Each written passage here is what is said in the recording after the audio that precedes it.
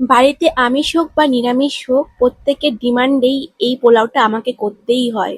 অনুষ্ঠান বাড়ির মতনই হয় এবং প্রত্যেকে ভীষণ মজা করে খায়। আর এরকম ঝরঝরে হলুদ রঙের মিষ্টি মিষ্টি বাসন্তী পোলাওটা কিভাবে বানাই, তো কিছু ট্রিক্স আছে যেগুলো ফলো করি তোমাদের সাথে আজকে সেইটাই শেয়ার করতে চলে আসলাম। তো এখানে গোবিন্দভোগ চাল নিয়েছি। তো এখানে 750 গ্রাম গোবিন্দভোগ চাল আমি একবার ধুয়েছি, বেশি ধোবে না।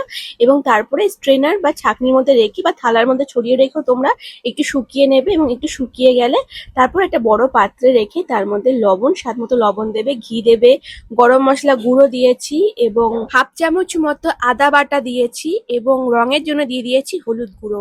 সম্পূর্ণটাই ভালো করে মাখিয়ে অন্তত আধা ঘন্টা রেখে দিতে পারো। কড়াইয়ে একটু ঘি আর একটু সাদা তেল আমি গরম করে নিয়েছি, এর মধ্যে গোটা গরম মশলা আর তেজপাতা দিয়ে দিয়েছি।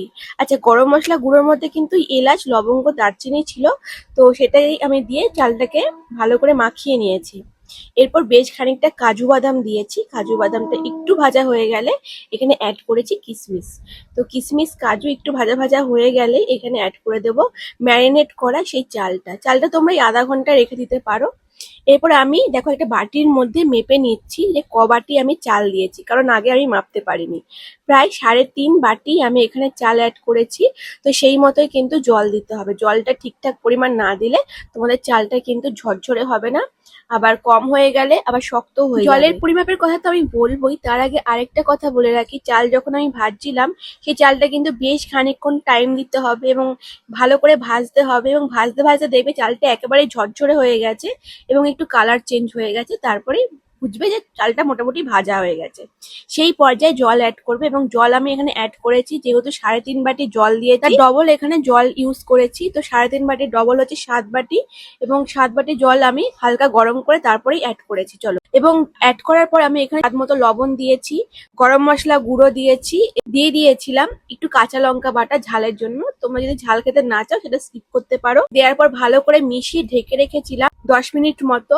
তার আগেও হয়ে যেতে পারে, একটু চেক করে নেবে। 7-8 মিনিট, ম্যাক্সিমাম 10 মিনিট তোমরা রাখতে পারো, এবং তারপরে চালটা মোটামুটি সিদ্ধ হয়ে যাবে এবং দেখবে জলটা অনেকটাই শুকিয়ে এসেছে। তারপরে ঢাকনা খুলে সেখানে তোমরা বেশ খানিকটা মিষ্টি অ্যাড করতে হবে, যেহেতু মিষ্টি মিষ্টি পোলাওটা হয়, এবং তার সাথে ঘি অ্যাড করবে। ভালো করে মিশিয়ে দিয়ে আবারও ঢেকে রাখবে গ্যাসের ফ্লেম অফ করে 10 মিনিট। তারপরে দেবে, একদম ঝরঝরে হয়ে গেছে পোলাওটা।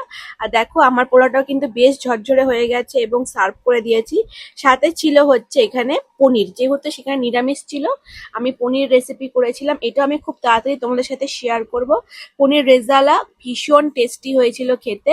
দেখতে পাচ্ছ পনির কাটিং গুলো একটু অন্যরকম করেছি, ডায়মন্ড শেপ দিয়েছি, ভীষণ ভীষণ টেস্টি হয়েছিল। আই হোপ তোমাদেরও ভালো লেগেছে এই রেসিপিটা, এবং যদি তোমাদের কোনো কনফিউশন থাকে অবশ্যই কমেন্ট করে জানাবে, এবং তোমরা তোমাদের অনুভূতিটা শেয়ার করবে যে তোমরা কিভাবে রেসিপিটা করো। আরো কিছু ট্রিক্স থাকলে তোমরা কিন্তু আমার কমেন্টে শেয়ার করতে পারো। আশা করছি তোমাদের এই ভিডিওটা ভালো লেগেছে। ভালো লাগলে একটু লাইক, শেয়ার, ফলো এবং সাবস্ক্রাইব করে। দেখা হবে আবার নেক্সট ভিডিওতে, নেক্সট রান্নার সাথে।